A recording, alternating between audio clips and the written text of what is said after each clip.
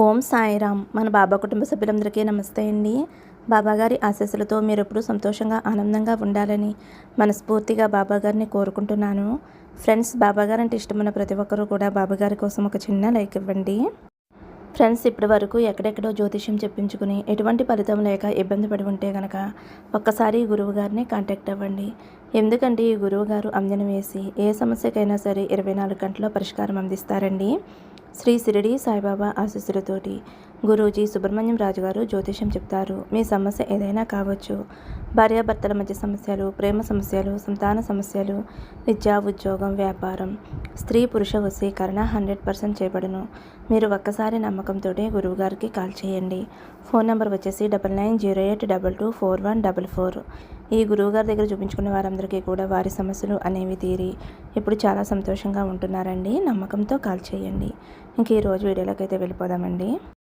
మన బాబాగారు సందేశం అండి. మన బాబాగారు ఏమంటున్నారంటే, బిడ్డ, నిన్ను వెతుక్కుంటూ ఒకరు వస్తారు. అది ఎవరో తెలుసుకో. 2 నిమిషాలు వింటే నీకే అర్థమవుతుందమ్మా. ఎట్టి పరిస్థితుల్లో నేను తీసుకువచ్చిన శుభవార్తను వెనక్కి పంపవద్దు. నా మీద భక్తితోటి, నమ్మకంతోటి వీటిలో ఒక నెంబర్ తాకు తల్లి. తీయటి శుభవార్త చెబుతాను అని అయితే మన బాబాగారు చాలా అంటే చాలా చక్కటి సందేశం తీసుకొచ్చారండి. మరి బాబాగారు ఎందుకు ఇలా చెబుతున్నారు, బాబాగారి మాటల్లోనే తెలుసుకుందాము. చిన్న రిక్వెస్ట్ అండి, ఫస్ట్ టైం చూసేవారైతే మన ఛానల్ సబ్స్క్రైబ్ చేసుకోండి. ఓం సాయిరామ్ అనే కామెంట్ చేయండి. ముందుగా అయితే ఫస్ట్ నెంబర్ తాకిన వారి గురించి అయితే మన బాబాగారు ఇలా చెబుతున్నారండి. బిడ్డ, ఈరోజు నీ సాయి తండ్రి నీ కోసం ఒక మంచి శుభవార్త తీసుకువచ్చానమ్మా. అదేమిటి అంటే, నీ బాధ తీర్చడానికి ఒక మందులా పనిచేస్తుంది. విను తల్లి. ఎన్నో రోజుల నుంచి నిన్ను, నీ జీవితాన్ని, నీ మనసుని కష్టపెడుతుంది కదా. నీ జీవితాన్ని నీకు అప్పగించానమ్మా. నిన్నే నమ్ముకున్నాను కదా బాబా. ఎందుకు నాకు ఇంత బాధను మిగిల్చావు?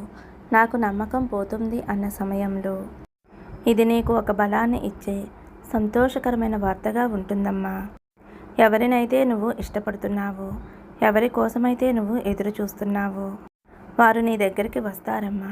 వారు ఎప్పుడు వస్తారో, ఏ వారం వస్తారో తెలుసా తల్లి? ఇది వింటే నీకు తప్పకుండా అర్థమవుతుంది. జీవితంలో ఒక వ్యక్తిని ఎంతగానో ఇష్టపడ్డావు. జీవితమే ఆ వ్యక్తి అని అనుకున్నప్పుడు ఆ వ్యక్తి దూరమయ్యారు అని ఎంతో బాధపడ్డావు. నిద్ర తిండి లేకుండా ఆ వ్యక్తి కోసం కళ్ళు కాయలు కాచేలా ఎదురు చూశావు. ఎవరికి తెలిసినా తెలియకపోయినా నాకు తెలుసమ్మా, నీ జీవితంలో సంతోషంగా జరగవలసిన సమయం తల్లి ఇది. అనుకోని కారణాల వల్ల మీ ఇద్దరికీ బాధను మిగిల్చింది కాలం. ఇప్పుడు వారు నీ గురించి పూర్తిగా అర్థం చేసుకుని నువ్వేమిటో, నీ విలువేమిటో తెలిసేలా చేశానమ్మా. నీ ఎన్నో రోజుల కోరిక ఇప్పుడు తీరబోతుందమ్మా. అది ఎప్పుడు తీరబోతుందో తెలుసా? ఈ బాబాకి ఎంతో ఇష్టమైన రోజు గురువారమేనమ్మా. గురువారం వస్తుంది. ఆ రోజున నీకు తెలుస్తుంది తల్లి. నీ బాబా ఇదంతా చేశాడు అని నీకు అర్థమవుతుంది. నా జీవితం ఇంతే అని సరిపెట్టుకున్న సమయంలో నీకు కావలసిన వ్యక్తిని నీ వద్దకు చేరుస్తున్నానమ్మా. ఇక నుంచి కష్టం నుంచి వచ్చే కన్నీరు నీకు రాకూడదు. కేవలం ఆనందంతో వచ్చే ఆనంద కన్నీరు మాత్రమే రావాలి తల్లి. నీకు ఆనందం కలిగించాను అని చెప్పటానికి కష్టాలను ముందు ఇచ్చావా బాబా అని అనుకోవద్దమ్మా. ఎవరు నిన్ను వదిలేసినా ఈ బాబా తండ్రి మాత్రం ఎప్పుడు నిన్ను చేయవదలడు. ఇది నీకు ఎన్నోసార్లు చెప్పాను. కొన్ని రోజులుగా నా మీద నమ్మకం అనేది తగ్గింది కదమ్మా. ఈ బాబా చెప్పింది నీ చెవుల దాకా చేరింది కానీ నీ మనసు దాకా చేరలేదు తల్లి. ఒక్క విషయం గుర్తుంచుకో అమ్మా, నువ్వు నా బిడ్డవి. నువ్వు కోరిన కోరికలన్నీ నేను తీరుస్తాను. నువ్వు ఏదడిగినా అది ఇస్తాను. ఎప్పుడూ కూడా నా దగ్గరికి వచ్చిన వారిని ఒట్టి చేతులతో పంపను. కాబట్టి నీకు ఇష్టమైన బంధం అతి త్వరలో, అంటే ఈ గురువారం రోజున నిన్ను వచ్చి చేరేలా, కలిసేలా చేస్తాను. ఈ బాబా వాక్కు నమ్ముతావు కదమ్మా. నీకు హెచ్చరికగా కొన్ని విషయాలు కూడా చెబుతానమ్మా. అది ఏమిటి అంటే, ఈసారి నీ దగ్గరికి చేరిన బంధాన్ని అవమానించవద్దు, అశ్రద్ధ చేయవద్దు, దూరం చేసుకోవద్దు. జీవితంలో ఎవరికీ చెప్పుకోలేని కొన్ని విషయాలు ఓపికతో ఇముడ్చుకోవాలమ్మా. అతి కోపం బంధాల్ని, స్నేహితుల్ని దూరం చేస్తుంది. కాబట్టి ఆ పరిస్థితి మళ్ళీ తెచ్చుకోవద్దు. దూరమైన బంధం ఎందుకు ఇన్ని రోజులు దూరంగా ఉంది అని ఆలోచించు.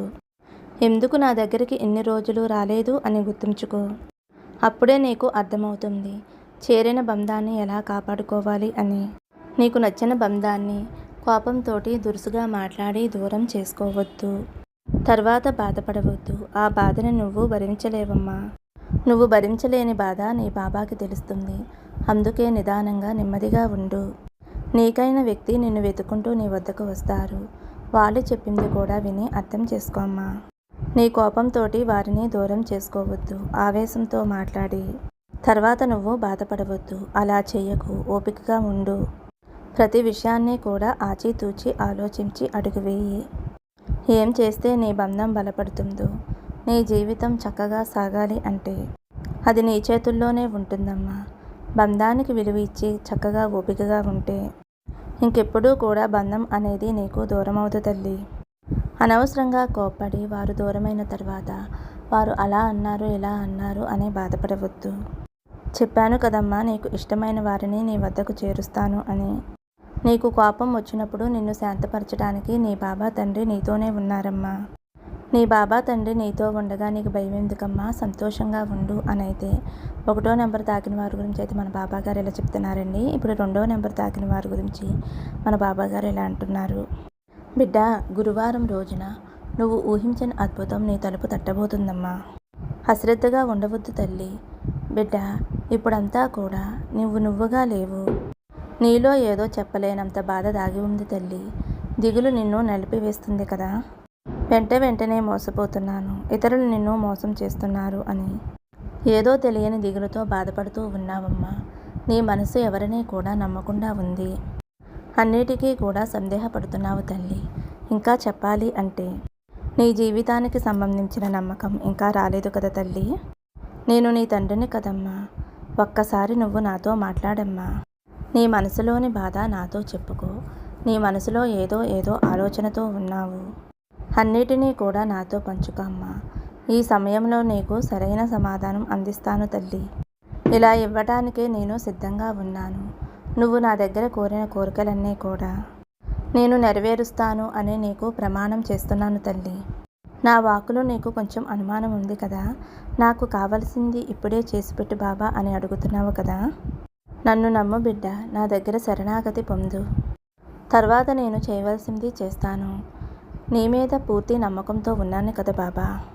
నేను అడిగింది ఏది ఇవ్వటం లేదు అని మన ఇద్దరి మధ్య వాగ్వాదం జరుగుతుంది కదమ్మా. కొంచెం తగ్గి నేనే నీ దారిలోకి వస్తున్నాను. నీకు మాట ఇచ్చినట్లుగా నువ్వు అడిగినవి నెరవేరుస్తాను. నాకు నా బిడ్డ సంతోషమే ముఖ్యం. నువ్వు తప్పు చేశావో లేదో, పాపం చేశావో లేదో నాకు తెలుసమ్మా. ఎవరైతే నా నామాన్ని ప్రతిక్షణమో కూడా జపిస్తూ ఉంటారో, ఎవరైతే నా పాదాల వద్ద శరణాగతి పొందుతారో అప్పుడు నుంచే నువ్వు నా ఒడిలో ఉన్నావు అనే గుర్తుంచుకో తల్లి. నీ దగ్గర ఉన్న వ్యతిరేకమైన భావాన్ని తుడిచివేసి పరిశుద్ధమైన మనసుతో నిన్ను ఉంచుతాను తల్లి. నా బిడ్డవైన నీకు అన్నిటిలో చెయ్యందివ్వటానికి ముందుగా నేనే ఉంటానమ్మా. అది నా బాధ్యత తల్లి. కనుక అన్నిటిలో కూడా చెయ్యందిస్తాను అని నీకు ప్రమాణం చేస్తున్నానమ్మా. నేను నీకు ఇచ్చిన మాట నెరవేర్చడానికి పనులు ఆరంభించానమ్మా. వాటిని నువ్వే గమనించడం లేదు. ఎందుకో తెలుసా? నీటిని గమనించకుండా ఉన్నప్పుడు వాటిలోని మలినాలు కూడా కదలకుండా ఉంటాయి. తేటమైన నీళ్లు పైకి తేలుతాయి తల్లి. జీవితంలో సమస్యలు వచ్చినప్పుడు ప్రశాంతంగా ఉండాలి. అప్పుడే సమస్య అనే మలినాలు తనంతట తానే పోతాయి తల్లి. కానీ నువ్వు సమస్యలను ఒక భూతద్దంలో చూస్తున్నావమ్మా. అందువల్ల నీరు తేట కాకుండా మలినంగానే ఉన్నాయి. సంతోషంగా ఉండు తల్లి అని నేను చెప్పినప్పుడు ఆనందంగానే ఉంటావు. కానీ నీ చుట్టూ ఉండే బాధలు వలేసి కమ్మేసి ఉంటున్నాయి తల్లి. ఎన్నో కష్టాలు కన్నీళ్లు వచ్చినా సరే దిగమింగుకునే ఉన్నావు కదా. అన్నీ నాకు తెలుసమ్మా. కాలమే నీ గాయానికి మందు తల్లి. అతి కొద్ది రోజులు మాత్రమే ఈ కష్టాన్ని నువ్వు కొంచెం ఓర్పుతో తట్టుకోమ్మా. కాలం చాలా శక్తివంతమైనది, బలమైనది. కాలం అన్నిటికీ కూడా బదులు ఇస్తుంది. నీ కష్టం కనిపించకుండా పోయేలా చేస్తుంది ఈ కాలం. ఇప్పుడంతా నీ మనసు పడే పోరాటం నాకు అర్థమవుతుందమ్మా. ఎంత నా మాటలు ధైర్యం చెప్పినట్లుగా ఉన్నా సరే నీ మనసు ఏదో కోల్పోయినట్లుగా ఉంటుంది తల్లి. ఎంతగానో నువ్వు ఎదురు చూసి విరక్తి చెంది ఉన్నావు కదా. ఇకపై నీ బాబా తండ్రి నీ కోసం పనిచేయటం చూస్తావు తల్లి. నువ్వు కోరిన కోరికలు తీర్చడానికి ఖచ్చితంగా నేను పనిచేస్తానమ్మా. ఇకపై నీ బాబా తండ్రి చేసేదంతా కూడా నీ కోసమే కదమ్మా. నువ్వు నన్ను నమ్ముతావు కదా. నీ జీవితంలో ఏర్పడే మార్పులను చూసి నువ్వే ఆశ్చర్యపోతావు. ఎక్కడైతే నా భక్తులు నన్ను నమ్మకంతోటి ఆరాధిస్తూ ఉంటారో, నా పూజలు హారతులు నన్నే తలుచుకుంటూ భక్తి గీతాలు వింటూ ఆలపిస్తూ నా మాటలే ఆలకిస్తూ ఎక్కడైతే ఉంటారో అక్కడ నేను తప్పకుండా ఉంటానమ్మా. ఎప్పుడైతే నువ్వు నన్ను తలుచుకుని స్మరిస్తూ ఉంటావో అప్పుడు నిన్నే చూస్తూ ఉంటానమ్మా. నీ కష్టానికి మందు రాసి మానేలా చేస్తాను. ఎన్నో రోజుల నుంచి నా దగ్గర నువ్వు నీ కష్టం గురించి కన్నీరు పెట్టుకున్నావు కదమ్మా. నువ్వు దిగులుగా ఉన్నప్పుడు నీకు తోడుగా ఉంటాను. నీ ప్రశ్నలన్నిటికీ కూడా నేను జవాబు ఇస్తాను. నీ సమస్యలన్నిటికీ కూడా సమాధానం ఇస్తాను. ఇది చాలు బాబా అని నువ్వు ధన్యవాదాలు చెప్పుకునే రోజు వస్తుందమ్మా. ఇవన్నీ కూడా నీ జీవితంలో జరగాలి అంటే ఇప్పుడు నీ మనసుని బలంగా ఉంచుకోవాలి. ఏది వచ్చినా సరే తీసుకునే ధైర్యం నీకు ఉండాలమ్మా. నువ్వు ఏది కోరినావో అదే నీ చేతిలో పెడతానమ్మా. నువ్వు నా పాదాల వద్ద పెట్టిన ప్రతి కోరిక కూడా నెరవేరేలా చేస్తానమ్మా. అతి త్వరలో నీకైన జీవితం నీకు అందిస్తాను. అతి త్వరలో నువ్వు కోరిన కోరిక నీ ఇంటి తలుపు తడుతుంది. నువ్వు దేని గురించి కూడా ఆలోచించకుండా అన్నిటినీ కూడా నా మీద వదిలేసే తల్లి. అంతా నేను చూసుకుంటాను. అలాగే నువ్వు కోల్పోయిన ఆనందాన్ని, పోగొట్టుకున్న అదృష్టాన్ని అన్నీ కూడా ఈ గురువారం రోజున నీకు తిరిగి ఇస్తాను. నేను చెప్పేది పూర్తిగా విను. ఇప్పుడు ఈ క్షణం నువ్వేం చేస్తున్నావో నీకు తెలుస్తుందా అమ్మా? నీ మనసు ఎందుకు ఇంత అలజడిగా ఉంది? దానికి కారణం నేను చెబుతాను వినమ్మా. నీ జీవితంలో జరగని దాని గురించే ఆలోచిస్తూ కూర్చున్నావు. ఎందుకు తల్లి? జరిగేవి జరగని వాటి గురించి అస్సలు పట్టించుకోకు. ఇది జరగలేదు, జరుగుతుందా లేదా అని ఆలోచిస్తూ నీ ప్రశాంతతని కోల్పోవద్దు.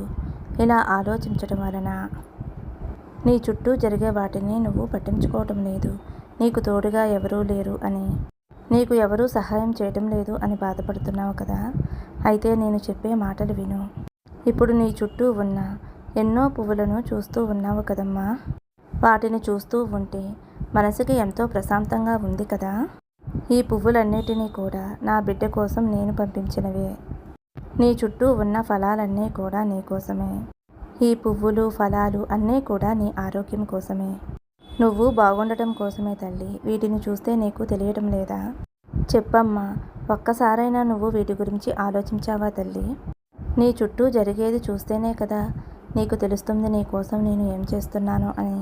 అలా కాకుండా నువ్వు జరిగిపోయిన దాని గురించే ఆలోచిస్తూ ఉన్నావు. నీ ఓటమినే తలుచుకుని బాధపడుతూ ఉన్నావు. అసలు ఎందుకు తల్లి బాధ? ఎందుకు నువ్వు ఓడిపోతున్నావు? అసలు ఎక్కడ తప్పు జరుగుతుంది అని ఒక్కసారైనా ఆలోచించావా? నువ్వు ఎందుకు ఆలోచించటం లేదో తెలుసా? నీకు ఈ లోకం అంటే భయం. ఆ భయమే నిన్ను ఓడిపోయేలా చేస్తుంది. ఇది జరుగుతుందా లేదా అని అనుకుంటూ కూర్చుంటావు. అలా అనుకుంటే నీకు ఓటమి తప్ప విజయం ఎలా వస్తుంది తల్లి?